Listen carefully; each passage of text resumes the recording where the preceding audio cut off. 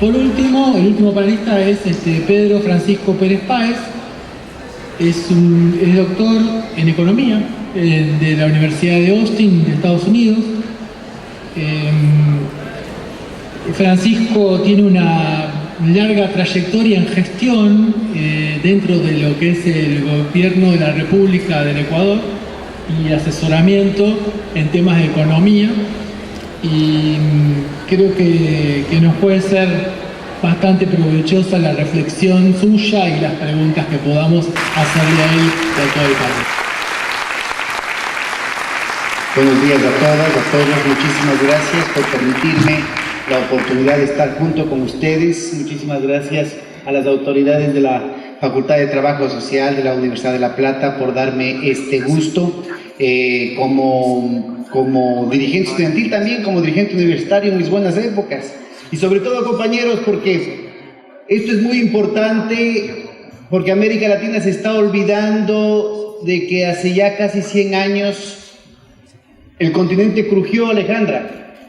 Las estructuras oligárquicas crujieron precisamente porque los estudiantes argentinos dieron el ejemplo de lo que esta antena sensible, la universidad, los estudiantes pueden hacer por la sociedad latinoamericana, siguiendo las palabras de Alejandro, ¿no? Es decir, yo creo que en el tema de la construcción de la patria grande, América Latina tiene que prepararse a celebrar, a recuperar, a proyectar Córdoba del 18.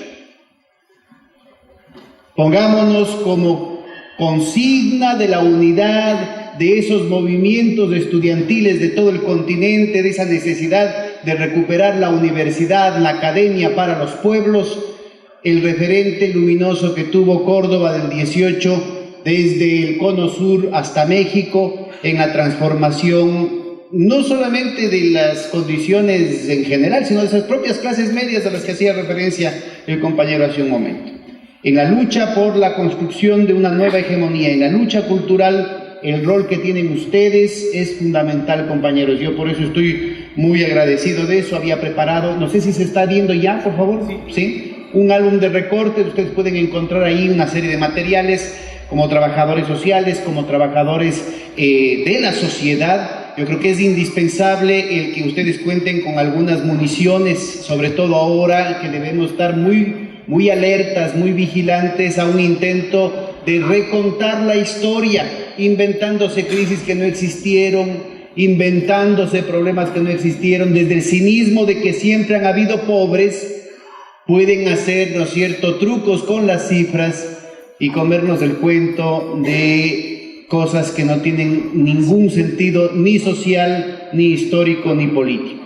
Yo voy a empezar, y solamente voy a empezar con todo el respeto que les tengo, compañeros, respecto a sus temas internos, con una ilustración del caso argentino para tratar de proyectarlo en la perspectiva de la patria grande. Siempre algo que ya estaba presente en las dos intervenciones, la de Waldo, la de Alejandro, pero también la de la decana en la inauguración de este evento, lo fundamental, el problema de la desigualdad no es una fuerza de la naturaleza, no es porque Taita Dios así lo quiso.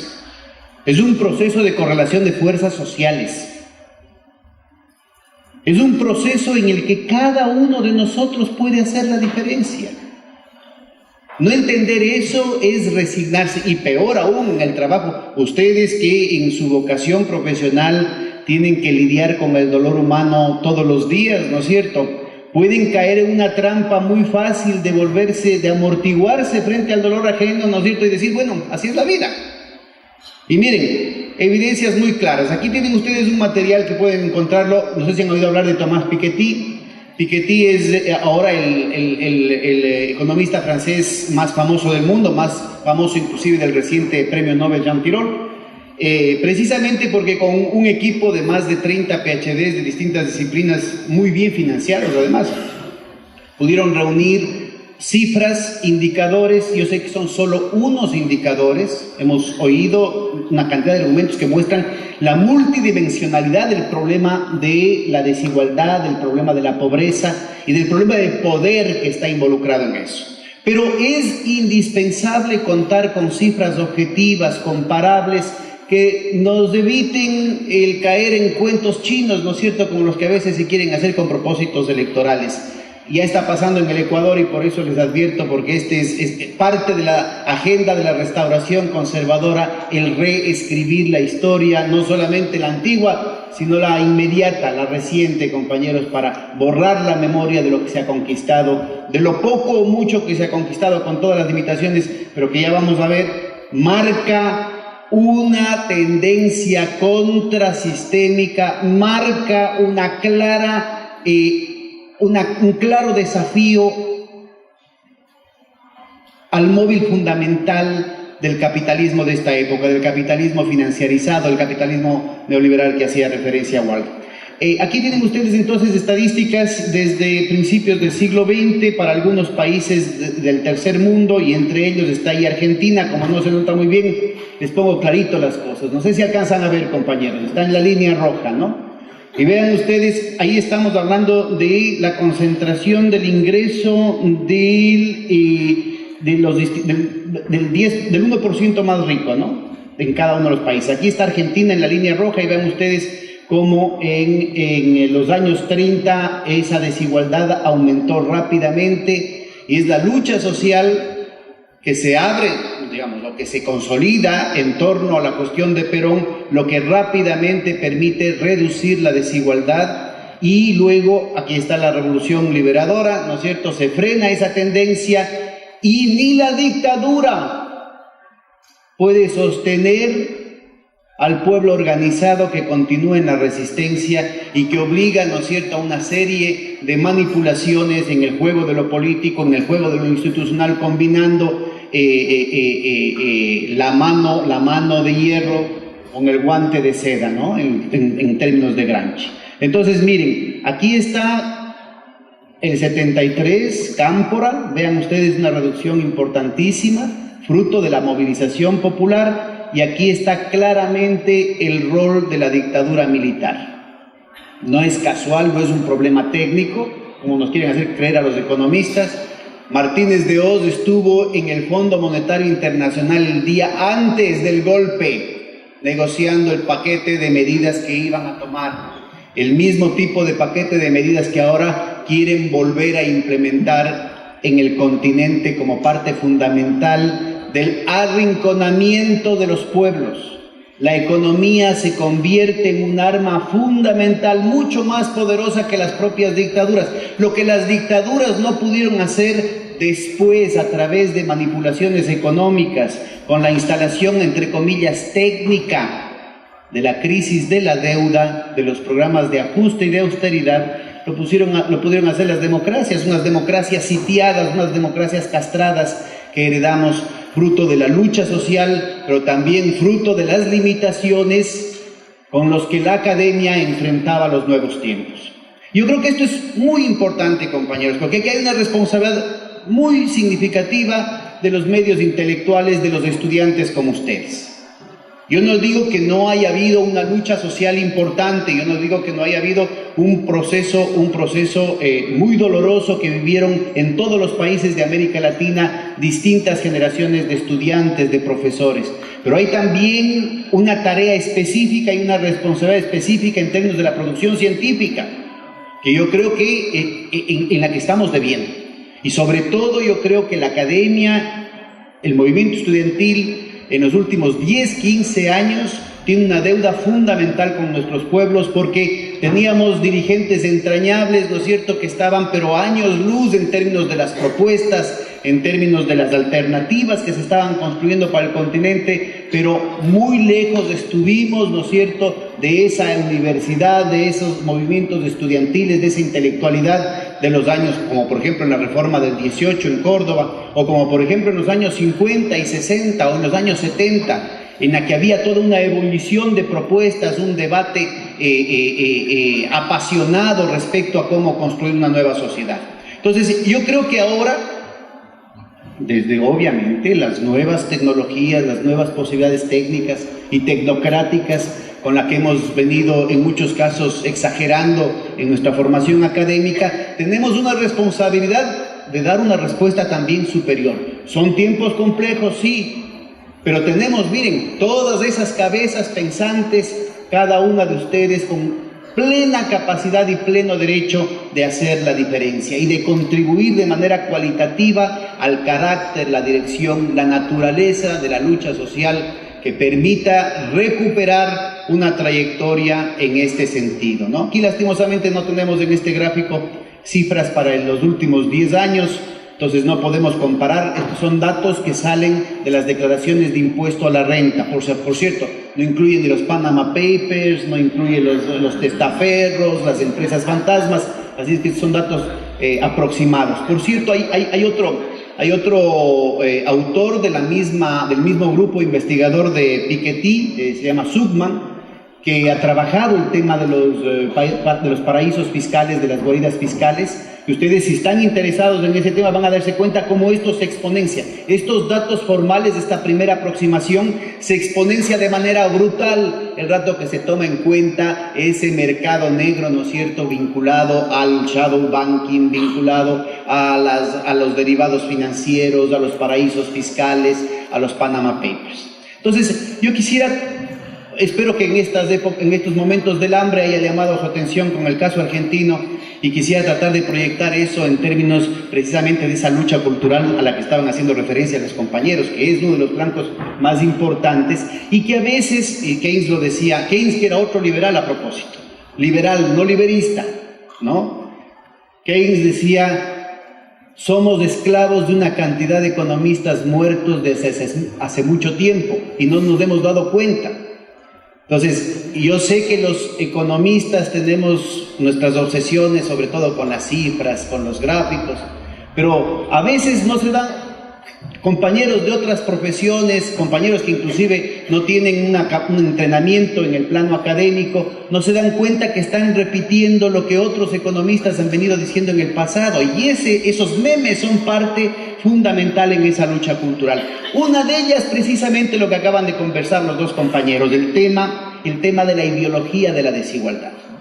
En la promesa liberal original, aquella a la que hacían referencia Marx y Engels en el Manifiesto Comunista, es decir, la promesa de la modernidad capitalista, estaba contenido de manera central precisamente la lucha en contra de la desigualdad. Así es que se convierte esta situación, aquí tienen ustedes en cambio, también son datos de Piketty, tienen ustedes las tendencias desde el siglo XIX al aumento de la desigualdad en los países del centro del sistema, Estados Unidos y Europa. Indiscutiblemente tienen ustedes distintas, sea que midamos en el 1%, como en los puntos blancos, o que midamos en el 10%, el nivel de concentración del ingreso era evidente. Todo un desafío, todo un desmentido a esa promesa liberal, entre comillas, progresista, original, de la modernidad capitalista. ¿Cómo hacía la ciencia económica burguesa para justificar ese proceso? Uno de los problemas que tenía la economía naciente, recuerden ustedes que son 240 años, 1776, Adam Smith publica La riqueza de las naciones, con lo cual supuestamente que se pone la piedra angular de una construcción, de un nuevo campo de saber, de una nueva narrativa que permite justificar la existencia, que permite justificar el dominio, la hegemonía de esta nueva clase en ascenso que era la burguesía, en contradistinción de los señores de la tierra, desde esa matriz precapitalista, y en contradistinción de esas masas que cada vez más obreras, cada vez más asalariadas, empiezan a tomar también protagonismo como sujeto histórico específico. Adam Smith y luego Ricardo pretenden dar una explicación racional, ausente de todo tipo de apelación divina, de apelación sobrenatural, respecto al movimiento interno de la nueva sociedad, de esta modernidad que se presentaba como emancipadora frente a todas las taras, todas las injusticias que presentaba la sociedad feudal, el antiguo régimen. Y resulta ser que en su propia explicación, en su propia dorada de la píldora, si ustedes quieren, de la clase a la que representan, empiezan a poner los gérmenes precisamente de su cuestionamiento. Y al cabo de poco tiempo, los ricardianos, los smithianos, los clásicos, ahí sí vale la pena distinguir los clásicos de los neoclásicos, los clásicos de ese momento empiezan a derivar hacia posiciones socialistas. Porque ellos dicen, miren, al final del día, lo que cuenta, lo que hace la riqueza de las naciones, el fundamento del valor es el trabajo de la gente. Y la pregunta clara es, ¿cómo es que los trabajadores, que son los que trabajan, es decir, los que crean la riqueza, son los pobres de estas nuevas sociedades? Así es que ese interrogante, culminado con tremenda contundencia científica por Marx, obligó a un esfuerzo enorme en el plano académico para una revolución, diríamos nosotros una contrarrevolución, la revolución marginalista, que se olvidó, que es justamente los neoclásicos, que se olvidaron todo lo que decían los clásicos por el peligro del socialismo que eso anidaba, y empiezan a trabajar otro tipo de visión de la sociedad tremendamente basado, digamos, en propuestas ideológicas, en propuestas que favorecen o que principalizan el tema del consumo, el tema de la justificación de la sociedad capitalista. En esta nueva narrativa, en esta nueva explicación de cómo funciona la sociedad, se supone que cada uno de los factores es remunerado, el capital, el trabajo, la tierra, es remunerado de acuerdo a su contribución a la producción. Entonces, cada cual recibe lo que se merece. En esa perspectiva, era un problema solamente de tiempo, porque, digan ustedes, por ejemplo, el talento humano, el cociente intelectual, ¿no es cierto? El cociente intelectual por construcción es hecho como una curva, ¿no es cierto?, como una campana de Gauss, que tiene una concentración de los talentos del conjunto de la población en torno a una media que es definida como el 100%.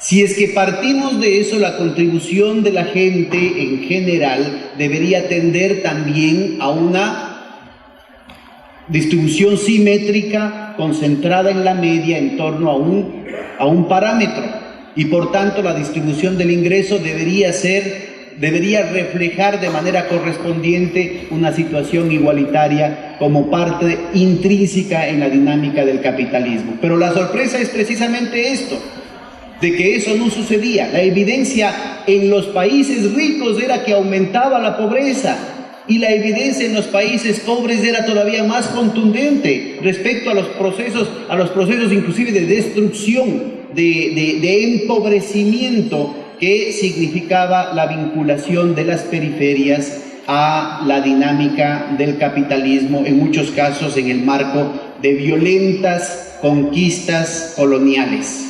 América Latina en ese sentido representa una excepción, porque habíamos fundado las repúblicas totalmente convencidas de la promesa de la modernidad capitalista, de la promesa de ese liberalismo del siglo de las luces, ¿no es cierto?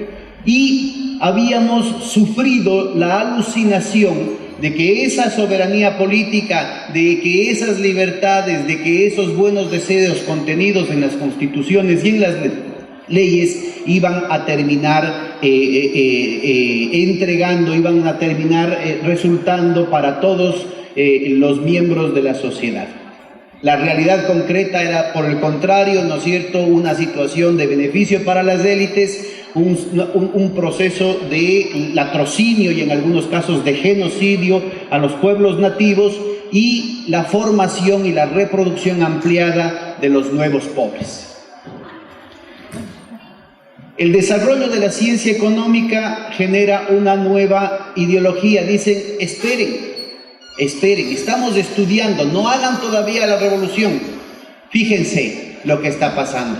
Y en efecto, las décadas del nuevo siglo empiezan a marcar un proceso que se suponía intrínseco al capital de ir reduciendo la pobreza, un crecimiento de la pobreza unívoco, contundente, inocultable tanto en Europa como en Estados Unidos a lo largo de todo el siglo XIX, que es contrastado a partir del 1910 con indicadores que muestran un mejoramiento social, con lo cual se decía, miren, lo único que hay que hacer es tener paciencia.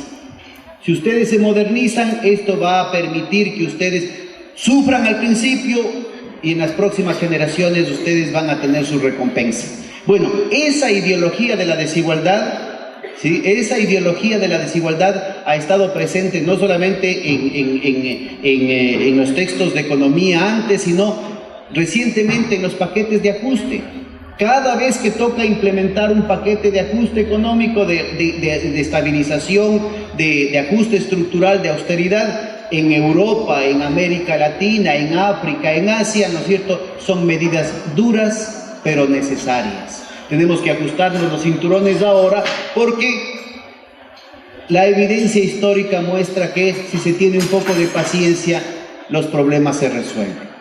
Justamente la contribución de Piketty con estos datos contundentemente muestra que esa U invertida, que se suponía era intrínseca al propio capital, que lo que había que dejar es que la modernidad capitalista se despliegue y que cualquier intento de acelerar o de impedir el desarrollo del capitalismo iba a ser contraproducente, se muestra totalmente falso. Y no es en un país subdesarrollado, que ustedes saben cómo somos la gente en el sur, tan pasionales, tan indisciplinados, que no nos gusta trabajar. En los propios países del norte, esa curva, esa U invertida que supuestamente era consustancial al capitalismo, se revierte mostrando un proceso acelerado de exacerbación de las desigualdades. Esa es la evidencia que ahora hasta el Banco Mundial reconoce a nivel mundial. No importa que hayan habido estas circunstancias, yo creo que es importante entonces ir, más bien dicho, más allá de estas circunstancias tecnocráticas, digamos, de lo que nos dicen los datos. Yo creo que es importante prestar atención a cuáles son los mecanismos, en qué circunstancias históricas eso se dio. Y de nuevo regresamos al ejemplo histórico de la Argentina. Es la movilización social, es una correlación de fuerzas que no solamente, en el sentido de Foucault, no solamente tiene que ver con una relación jerárquica, con la autoridad, con el capital, sino que también implica un proceso de reconstrucción de las relaciones heterárquicas con nuestros pares dentro de la sociedad civil. Y eso implica una necesidad de entrar en un proceso no solamente de replantearnos y de estudiar alternativas en términos de las políticas públicas, sino también de replantearnos una serie de perspectivas en lo que tiene que ver con la microeconomía de las transformaciones, con la microfísica del poder. ¿Cómo hacemos para cambiar en el aquí y en el ahora nuestro mundo y cómo hacemos para que otro mundo sea posible, inclusive en la vorágine de estos reveses que a veces tienen los procesos de cada país? Me permito yo llamar la atención a estos procesos históricos que se dan, por ejemplo, acá en los subrayados en amarillo. Ustedes tienen el caso de Europa, ¿no? Vean ustedes cómo en el siglo XIX hubieron procesos muy importantes de reducción de la desigualdad, y en Estados Unidos se revierte la situación. Al principio era mucho más fuerte la movilización, la organización sindical, las luchas sociales en los Estados Unidos. Recuérdense que el 1 de mayo justamente está conmemorando el asesinato de los trabajadores en Chicago, una cuestión silenciada precisamente por esa necesidad del control cultural, silenciada en los Estados Unidos y que sin embargo se celebra universalmente en todos los demás países del mundo. Son las luchas obreras, las luchas de los trabajadores en los Estados Unidos los que logran garantizar que ese desarrollo de las fuerzas productivas a la que hacía referencia Waldo, esa capacidad de transformar la base material y de permitir un progreso técnico, no sea disfrutado solamente por el 1% de la población, sino que pueda difundirse. Si no se hubiera garantizado una jornada de 8 horas, si no se hubiera garantizado que se traslade el eje de la explotación desde formas arcaicas basadas en la extracción de plusvalor absoluto hacia la extracción de plusvalor relativo, es decir, no en la ampliación de la jornada, sino en la mejora de las condiciones técnicas, el proyecto genocida, ya reflejado no solamente en las guerras coloniales, sino en la guerra de los Balcanes y en la Primera y en la Segunda Guerra Mundial, hubiese sido la tónica de la dominación del capital a lo largo del siglo XX y desde entonces para acá. Es la lucha social la que logra no solamente cambiar estos indicadores de desigualdad, sino la que transforma la correlación de fuerzas, que hace viable que al menos parte de esa promesa liberal del siglo de las luces, que hace que al menos parte de esa promesa de la emancipación de la modernidad capitalista pueda tener su concreción. Sobre la base de la derrota de las fuerzas fascistas en la Segunda Guerra Mundial, es lo que es posible que esos avances, esos frutos del progreso tecnológico puedan ser más o menos disfrutados por las masas y no haga que esas masas se conviertan en redundantes. Porque si con las capacidades tecnológicas que se lograron con la revolución científica y tecnológica de finales del siglo XIX se seguían trabajando 12, 16 horas al día, ¿no es cierto?, una parte fundamental de la población era totalmente redundante y ese gesto de reserva. Esa necesidad sistémica de producir pobres se convierte en elemento, en el factor disciplinador al que Alejandra hacía referencia en su intervención. Entonces, necesitamos tener claro esa situación para ubicar que el problema de la desigualdad no es solamente un tema de compasión, no es solamente un tema tecnocrático, no es solamente un tema, digamos, para llamar la atención respecto a la necesidad de sensibilizarnos respecto al problema. Es un problema político fundamental. Si entendemos que este es un problema de construcción de poder, si entendemos que este es un problema de definición de un nuevo balance de fuerzas, el papel de cada uno de nosotros adquiere otra dimensión. La actividad de cada uno de nosotros, y más aún el de ustedes como trabajadores sociales, puede marcar la diferencia. Entonces, se muestran claramente episodios en los que sí ha sido posible, inclusive dentro de la lógica del capital, revertir esas tendencias reaccionarias, trogloditas de las élites que han estado permanentemente acechando. No es una dádiva graciosa, yo no estoy negando la posibilidad de que hayan intelectuales, de que hayan partidos políticos que tengan las mejores de las intenciones, inclusive dentro de las distintas capas de la burguesía, pero lo que no se puede negar es que sin la presencia sostenida, lúcida, de las masas sociales, sin una resistencia permanente a esos intentos, la agenda de la oligarquía tiene un carácter antihumano que se ha convertido en una constante en distintas latitudes y en distintos momentos de la historia. Entonces es importante, para entender entonces la lógica del poder que está detrás de la producción programada de la desigualdad, es importante entonces entender cuáles son las raíces sistémicas, el carácter del modo de producción capitalista. Y en ese marco, el motorcito fundamental del movimiento que tiene que ver con las disputas entre las élites en torno a la rentabilidad, la transformación del patrón de acumulación o del régimen de acumulación y las desesperaciones imperialistas que se están viviendo hoy por hoy. Lo que estamos viviendo, sobre todo a partir de la implosión de Lehman Brothers, no es una crisis financiera que se empeora. Lo que se ha dado es el agotamiento de las contratendencias, de los remedios que las élites estaban dando a la crisis estructural. Siéntense bonito, por favor, compañeros, que no es que están cansados, no es que están oyendo mal. Son los remedios que estaban dando, es el agotamiento a los remedios que estaban dando a la crisis estructural de sobreproducción. Porque parte fundamental de ese rol justificativo de la desigualdad, diciendo, miren, hay recursos escasos y es obvio que unos van a tener más y otros van a tener menos. Y todo el tema de ir cargando la culpa, es que son vagos, que son incompetentes, es que no son disciplinados, es que no son organizados.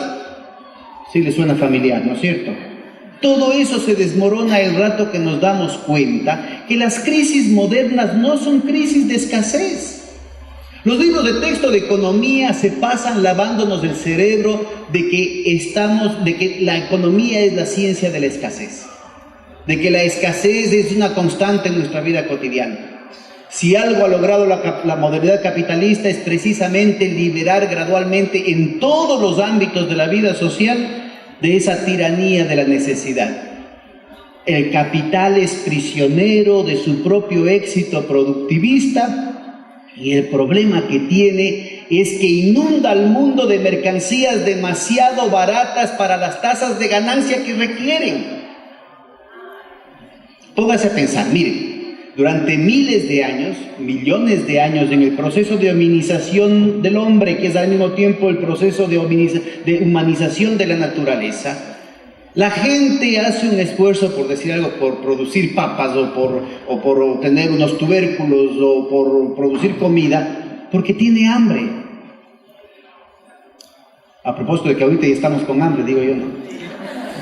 Verdad de perogrullo. Pero póngase a pensar, ahorita la gente no produce papa, no produce comida porque tiene hambre. La gente puede tener hambre. Ahorita hay cerca de 1.000 millones de seres humanos que pasan hambres al mismo tiempo que los países más ricos del mundo. Y algunos que no son tan ricos están dando subsidios multimillonarios para quemar esos excedentes de comida en calidad de agrocombustibles. En el mundo moderno, el que la gente tenga hambre no es razón suficiente para producir comida. Tiene que primero haber un mercado. Y no solamente eso, ese mercado tiene que ser rentable. Si no, no se produce comida. Si no, no se producen medicinas. Y ese es un tema fundamental para entender la lógica de la programación de la producción de desigualdad, de la reproducción ampliada de la desigualdad, de la exacerbación de la desigualdad, de la reversión de esas tendencias que veíamos hace un momento, inclusive en los países centrales. Miren, vean ustedes, esta de aquí son datos respecto a las concentraciones, a las fusiones y adquisiciones en los Estados Unidos. Debería ser, es una escala logarítmica, no se pierdan por favor. Lo que quiere decir es que esta línea punteada que está aquí debería en realidad tener una tendencia exponencial, pero deberíamos hacerlo con la escala de este edificio. Porque vean ustedes, pasan de 0.1 a 1 a 10 a 100 a 1000 y rápidamente pasa al millón. Estas burbujas que ustedes ven ahí son clústeres, son racimos, ¿no es cierto?, exacerbados del nivel de monopolización que se vive en la economía en los países del norte, que se vive en la economía mundial. La referencia a la pregunta que hacía Waldo, yo no tengo las cifras de cuántas personas, con la riqueza de cuántas personas se puede acabar la pobreza en un par de años, pero ya les voy a dar las evidencias de cuál es la estructura de propiedad que genera esa situación sistemáticamente de desigualdad. En los países del norte, como habíamos visto, son también datos de Piketty. Tienen ustedes esta reversión, vean, aquí en la línea blanca está la concentración del 1% más rico en los Estados Unidos. Llegaron casi al 20% de la riqueza. Es la condición que crean, ¿no es cierto?, las fragilidades que reventaron en el crack del 29. Una concentración de la riqueza, vean, no porque yo sea comunista, pero no se puede hacer negocios si es que no se tiene mercados. Y no se tiene mercado si es que no se tiene ingresos. Si hay una concentración de riquezas, la pregunta que hay que hacerse es ¿hasta cuántos pares de zapatos puede comprarse la señora Imelda Marcos? Pues ahí claramente se ubica el problema de la sobreproducción, obviamente no desde el punto de vista de la gente, desde el punto de vista del capital, la contradicción interna que significa que una producción cada vez más social, una producción cada vez más exitosa, cuyos frutos son concentrados por una minoría cada vez más excluyente. Entonces, ¿quién va a comprar esos productos? Y justamente esto es lo que está en el corazón de la actual crisis. La necesidad, la codicia de un grupo cada vez más pequeño que tiene la capacidad de decidir no solamente en los países centrales, sino a nivel mundial, genera esta tendencia. Vean, aquí tienen el New Deal, aquí está Roosevelt, aquí está Eisenhower, también el Partido Republicano. Ahí está lo importante de entender que más allá de los gobiernos están los regímenes de acumulación, es decir, la forma como existe el capital en un momento determinado, ¿no? Y vean ustedes, aquí está Kennedy, aquí está Nixon también, y de pronto viene Reagan y Thatcher en Inglaterra, y nuevamente se llega a los mismos niveles de polarización social que provocaron el crack del 29. Y en este mismo gráfico ustedes pueden entender cuál es el verdadero objetivo de esta ola de crisis que se ha programado para la Europa continental. Aquí están, en las líneas más oscuras están los otros países industrializados, y lo que están pretendiendo es que ese proceso de redistribución del ingreso que se generó en el caso de Francia con el Frente Popular, la derrota de las fuerzas fascistas después de la Segunda Guerra Mundial, el pacto socialdemócrata de la reconstrucción con el Plan Marshall y todo eso de ahí, sea revertido, sea desmantelado el estado de bienestar, y que los países de Europa continental se igualen con los niveles de polarización social que tienen en el eje angloamericano. Esas son las tendencias sistémicas, compañeros. Vean ustedes lo que pasa, sin embargo, a nivel mundial. No se desmoralice. Sí, el neoliberalismo ha triunfado. Sí, el neoliberalismo o el régimen de acumulación financiarizado es la forma de existir del capital, es la tendencia central del sistema. Y sin embargo, vean lo que ha pasado en los últimos años. Aquí tienen ustedes la distribución del ingreso. Son datos del Banco Mundial, por cierto. En la línea verde es la distribución del ingreso en 1970 y la línea vertical marca el promedio. Mientras más hacia el eje vertical, quiere decir que son más pobres, mientras más están hacia la derecha, disculpen, es solamente una referencia topográfica, están mejor, ¿no? Miren ustedes lo que ha pasado para el año 2006. Hay una mejora significativa. Es a nivel mundial, ¿no? Un porcentaje, todo lo que ven ustedes en rojo significa una mejora significativa en términos de porcentaje. Verán que estamos hablando de un crecimiento de la población de 3.000 millones de seres humanos a 7.000 millones de seres humanos. Así que es uno de los procesos de redistribución del ingreso más masivos, más colosales en la historia del mundo. Preste por favor atención a esto. Miren, esta es la tendencia del sistema. Eso es lo que está haciendo. Ya no es que utilizan las manipulaciones macroeconómicas y financieras para neocolonizar al sur, como lo hicieron aquí con el tema de la deuda externa. Ahora están colonizando las propias metrópolis. Ya no es como en la lógica del Imperio Romano, de pan y circo para su gente, para tenerlos contentos y poder seguir conquistando el resto del mundo. Esos son los niveles de desesperación con los que están moviendo. Esto no es una dádiva generosa del imperio. Esto es fruto de las luchas sociales que inclusive en el marco del régimen de acumulación neoliberal, que inclusive en un proceso cada vez más intenso y poderoso de subyugación de los pueblos, se dan modos para transformar las lógicas sistémicas y generar mecanismos contrahegemónicos en cada sitio, en cada lugar. El corazón aquí, ¿cuáles son? China, la India y otros países del sur, como por ejemplo el Brasil, que en la época de Lula, en la época de Dilma, sacó a 40 millones de pobres de la pobreza. No sé si me estoy dando a entender. Entonces, no hay los reveses que se están viviendo coyunturalmente, e inclusive las tendencias sistémicas no deben dar lugar ni a la desmoralización ni a la desmovilización. Lo que haga cada uno de los pueblos, lo que haga cada uno de los gobiernos, lo que haga cada uno de nosotros, compañeras, compañeros, puede marcar la diferencia. Y esto es muy importante ubicarlo porque la exacerbación de las tensiones se está montando. Estas tendencias contrasistémicas se vienen dando en el marco de unas tensiones geopolíticas muy fuertes. Vean ustedes, en la línea negra continua está el promedio de la evolución de la productividad del trabajo en los países centrales, y en las líneas punteadas el aumento de la productividad del trabajo en los países de la periferia, incluyendo India, China, Irán, Sudáfrica, Brasil, Argentina.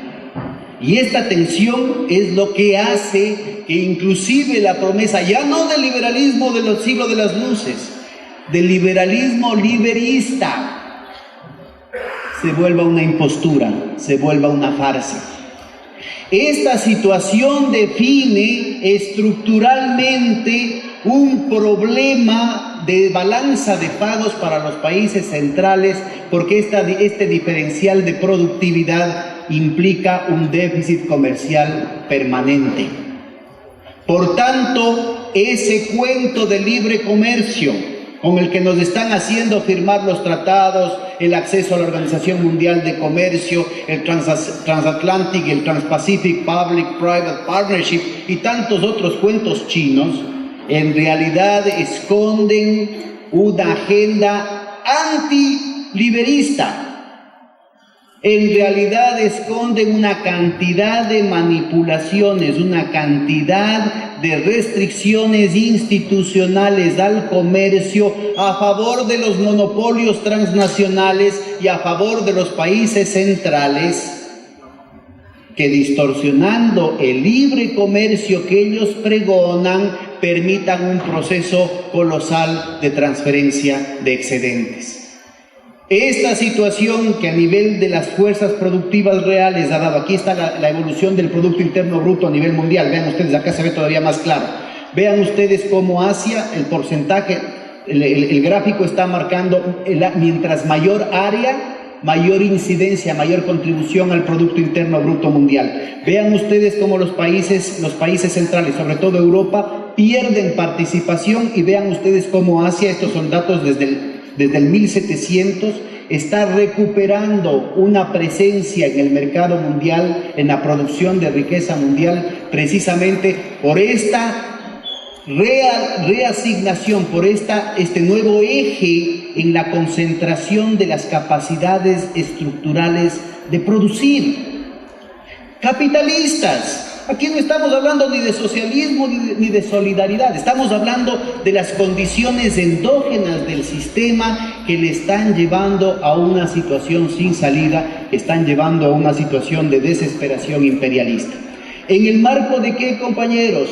La alternativa que se está dando a este proceso de autodestrucción de las capacidades industriales que hasta hace pocas décadas estaban en el centro. Detroit, que era el corazón, Detroit, Flint, Gary, que eran el corazón del cordón industrial de los Estados Unidos, ahora son pueblos fantasmas.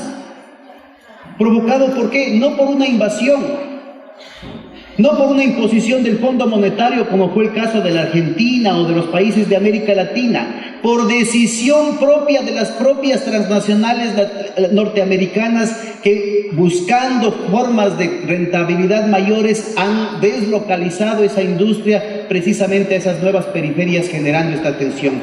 ¿Y por qué han optado ellos para mantener el poder, para poder reproducir la capacidad de extraer excedentes? Precisamente en el corazón de la especulación. Ahí difiero yo con Waldo, no estamos hablando de la financiarización tradicional. Al capital monopólico financiero tradicional, en el sentido de Hilpert, de Lenin, de Suisse y de Baran, le interesaba detectar proyectos productivos monopólicos que le permitan recuperar capital e intereses. Al capital especulativo, piense en la deuda eterna de nuestros países, no le interesa que le paguen la deuda, le interesa que la deuda se perpetúe como un proceso arcaico de tributación, que es precisamente a través de formas más sofisticadas y cada vez más arcanas, el mecanismo que está utilizando el corazón de la red financiera angloamericana ahora para recuperarse de una bancarrota estructural insoluble. Vean ustedes, en la línea negra está las tasas de crecimiento del Producto Interno Bruto Mundial de acuerdo al Banco Mundial desde 1960.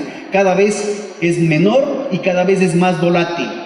Si yo tengo mercado ahora y mañana no tengo mercado, ¿cómo hago para invertir en una planta? ¿Cómo hago para tener una maquinaria? El costo hundido de una inversión fija.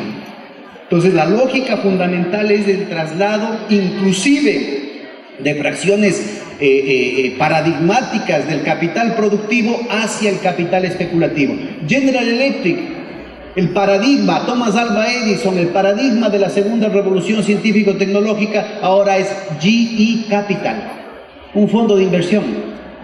Ahora que Obama hacía el salvataje del General Motors, de la Ford, de la Chrysler, resulta ser que el 95% de los ingresos de estas compañías, de estas grandes transnacionales que hacían automóviles, vienen en realidad no de la producción de automóviles, sino de la venta y de los préstamos para los automóviles.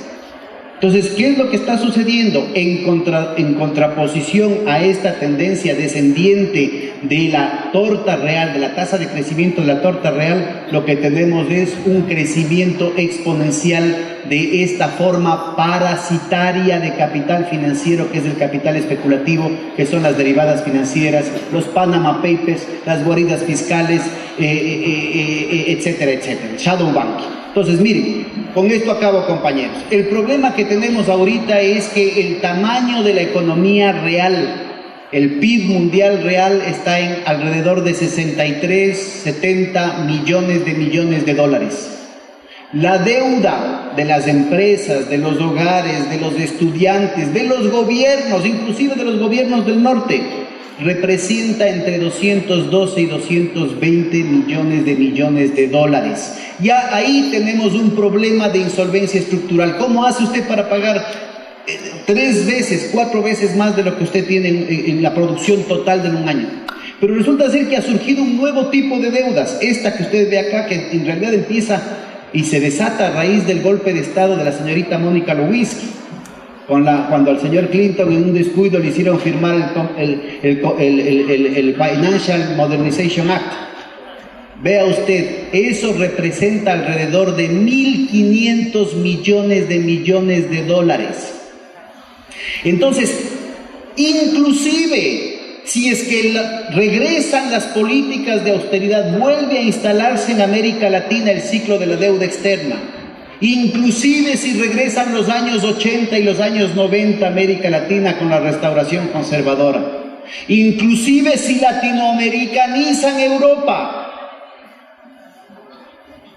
Si a todo el mundo le obligan a ajustarse los cinturones a través de las políticas de austeridad, los tarifazos, las privatizaciones, para poder pagar esa deuda impagable e imparable, nos tocaría, por favor, oiga, y con esto acabo, compañero, ahorita que en época de hambre, nos tocaría dejar de comer durante más de 25 años.